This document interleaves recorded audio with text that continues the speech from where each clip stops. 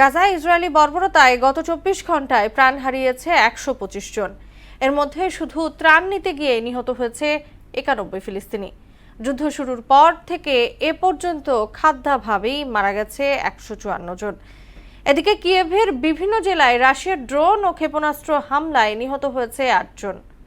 বিস্তারিত কাজী শাহরিনের ডেস্ক রিপোর্টে। গাজায় থেমে নেই ইসরায়েলি বর্বরতা। একের পর এক হামলায় বৃহস্পতিবার সারাদিনে প্রাণ গেছে ৩৪ ফিলিস্তিনির। এতেও মেটেনি ইসরায়েলি সেনাদের রক্তের পিপাসা। গত ২৪ ঘন্টায় ত্রাণ নিতে এসে নেতানিয়াহু সেনাদের গুলির মুখে প্রাণ হারিয়েছে ৯১ ক্ষুধার্ত ফিলিস্তিনি। এতে আহত হয়েছে আরও ৮২০ জন। বৃহস্পতিবার সারাদিনে খাদ্যের অভাবে মারা গেছে আরও ২ জন। যুদ্ধ শুরুর পর থেকে অনাহারে নিহত হয়েছে ১৫৪ জন। এর মধ্যে ৮৯ জনই শিশু। জাতিসংঘ বলছে গাজায় অনুমোদিত ত্রাণ দুর্ভিক্ষ মোকাবেলায় তা যথেষ্ট নয়। একটি মাত্র রুটি কিংবা এক মুঠো চালের জন্য হাহাকার করতে হচ্ছে ফিলিস্তিনিদের।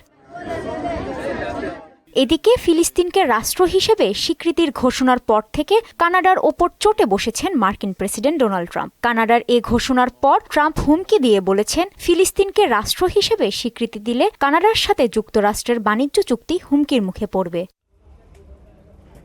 অন্যদিকে ইউক্রেনের রাজধানী কিয়েভ জুড়ে বৃহস্পতিবার দিবাগত রাতে ৩ শতাধিক ড্রোন ও ৮টি ক্রুজ ক্ষেপণাস্ত্র হামলা চালিয়েছে রাশিয়া। এতে ৬ বছরের এক শিশুসহ ৮ জন নিহত ও ৫০ জনেরও বেশি আহত হয়েছে।